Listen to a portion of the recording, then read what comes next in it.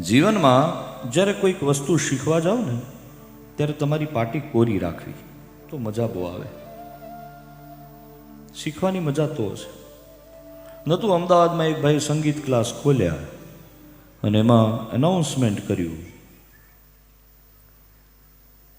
કે અઠવાડિયામાં 2 દિવસ કે 3 દિવસ અને મહિનાની ફી 700 રૂપિયા. બધું નક્કી થયું ને એમાં ઇન્ક્વાયરીઝ આવવા માંડી, બધું તૈયાર થયું. સમય વીતવા લાગ્યો અને સમય વીતતાની સાથે બધાના નામની નોંધણી થવા લાગી. તેમાં એક ભાઈ આવ્યો કે મહારાજ 700 રૂપિયા તો હાવ જે ભણ્યા ન હોય સંગીત, પણ હું તો 2 વર્ષ ભણ્યો છું, તો મારી ફી કેટલી? તો ગુરુજીએ કીધું તારી ફી 5000. તો કે કેમ? તે કે આગળનું જેટલું છે એ ભૂંહવાના જુદા, પછી નવો એકડો ઘૂંટવાના જુદા. એમ ગુરુની પાસે જ્યારે જાઓ, કથામાં જાઓ, વાર્તામાં જાઓ, પૂજામાં બેસો, કોરા થઈને બેસો.